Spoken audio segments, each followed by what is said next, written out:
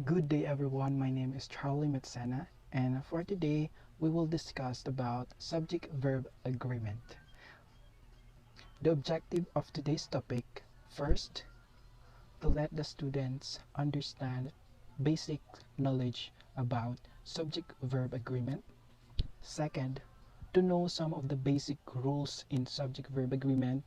And third, for students to know how to use singular and plural verbs in a sentence. Now, let's get into our discussion. For the first topic that we have, we will talk about tanggalable phrases. Okay? So, based on its literal name, tanggalable, which means it is removable. Okay? You can remove phrases that are removable in a sentence. Okay? So, these are one of a tricky form of sentence. Okay? Some of us get confused of this, especially the subject in a sentence construction. Okay, for our example, we have Jimin, one of the BTS members, blank the company dance studio. The choices here: run, runs, will run, and is running. Okay, so let us analyze the sentence. As you can see, Jimin is a subject. Okay, since Jimin is only one, and by looking at the sentence, one of the BTS members, this is a tanggalable phrase. Okay, since as you can see, it surrounds with commas from both ends, from the beginning up until the end of the phrases. So that is also one of your clue, so that you will know if it is tanggalable phrases.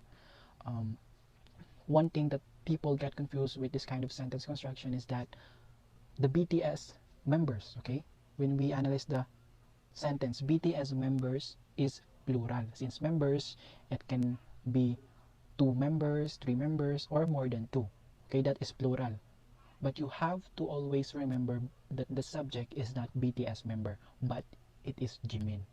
So you have to remove that phrase for you to know what is the right verb that you will use in the sentence. So if you will remove that, of course, the remaining part of the sentence will be Jimin blank the company dance studio.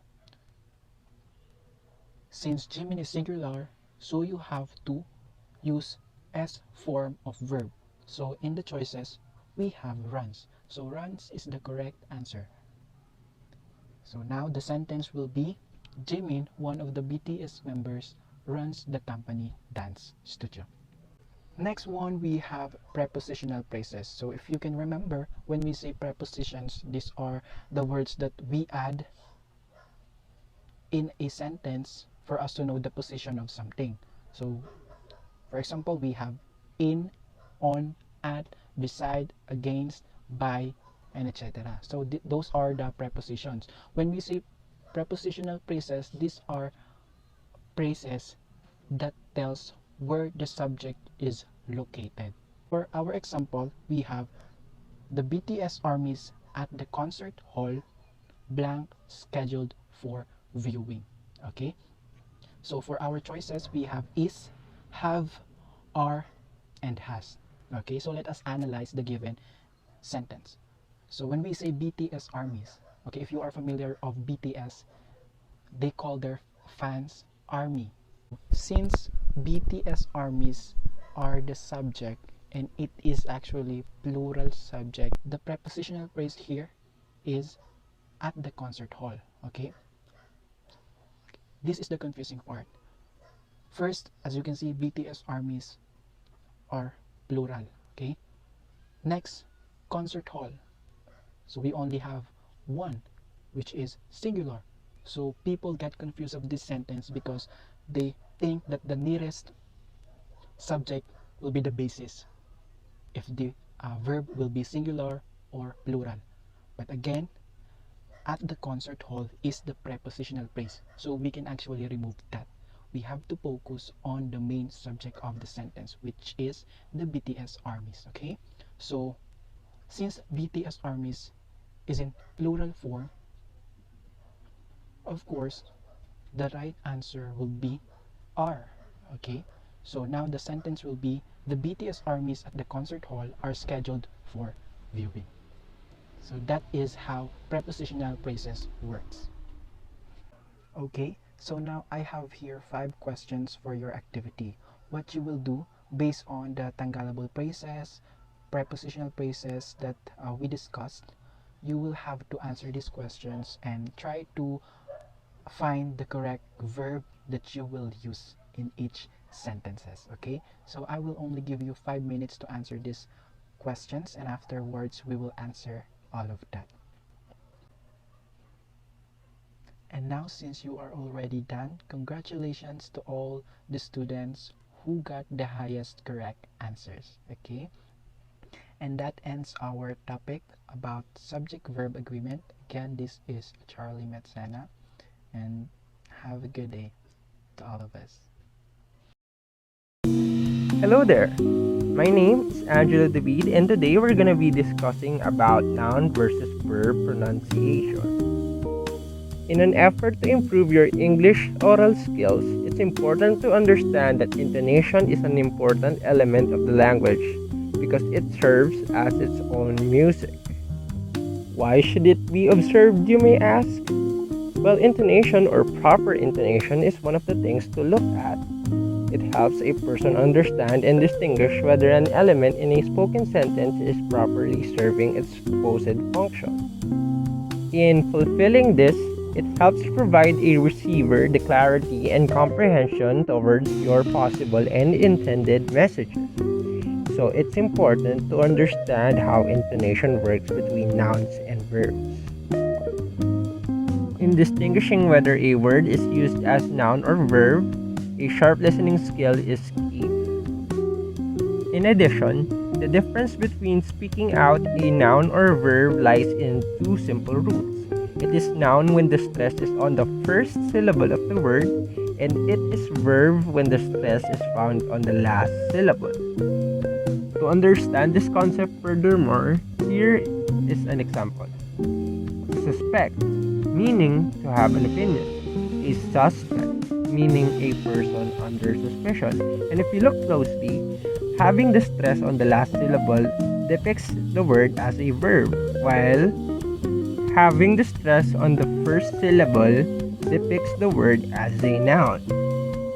And here are some other examples. Import. Noun, import. This is a cheap import. And as a verb, it's import. They import their oil from the UK. Export. Oil is one of their biggest exports. Export. We need to export more. Discount. Is there a discount on this? Discount. They discounted the theory. Refund. I'd like a refund, please. Refund. We'll refund you 50%. Remember, this part of mastering your English really requires practice, so be patient. In order for you to practice at home, try doing this activity. With these sets of words between the differences around noun versus verb, try reciting these terms and then write them down on a piece of paper wherein you can write sentences about it and using them depending on their context. You may also pause this video in order for you to track your progress regarding these terms. With all that is said and done, here is a short recap about today's discussion. Again, it is a noun when the stress is on the first syllable of the word, and it is a verb when the stress is found on the last syllable. I hope that you learned something from this short clip. Again, I am Angelo David, and always remember this quote: practice makes good better, and keep moving forward with becoming better. Thank you so much for listening. Stay safe, and God bless everyone.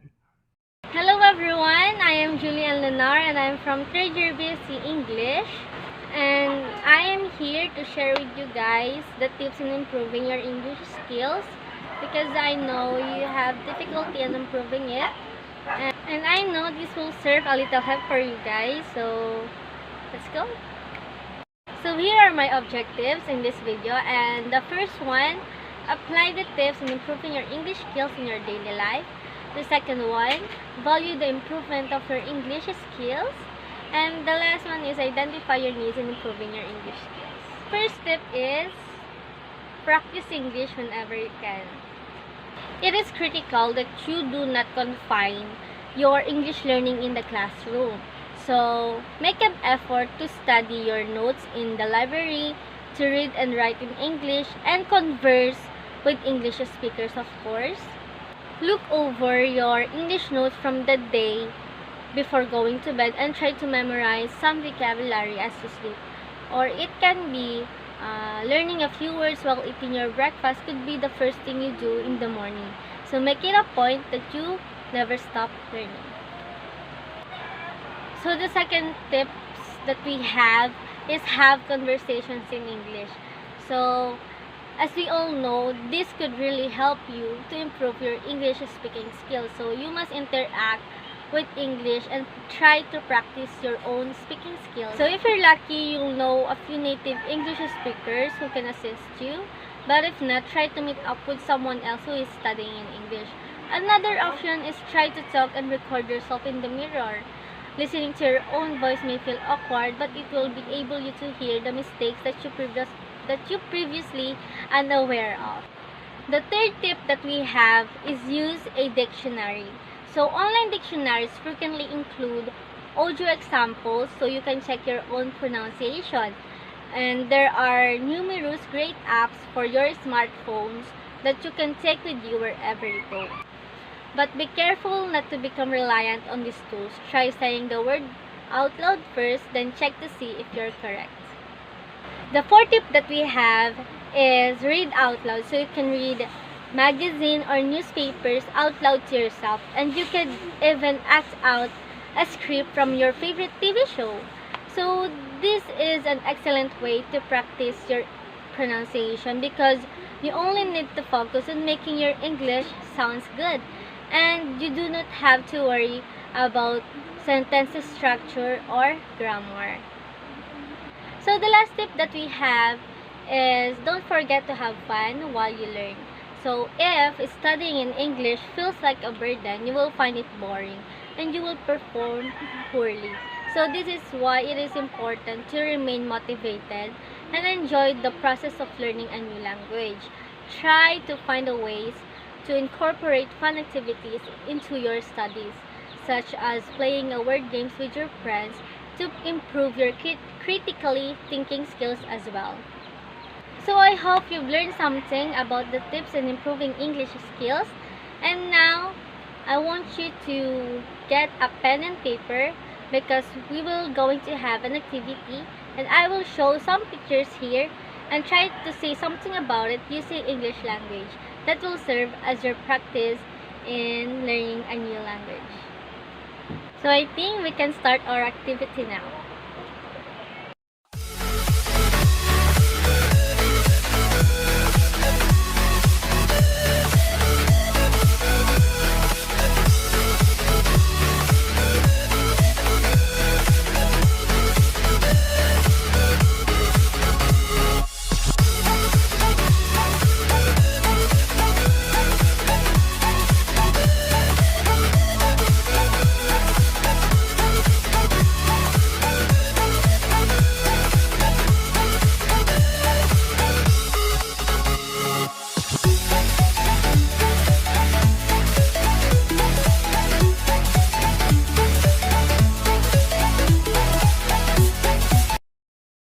In general, learning an English language takes time and you must put some effort to improve your English skills. So we should encourage ourselves to learn patiently and use these tips for your guide because I think this might be a great help for you.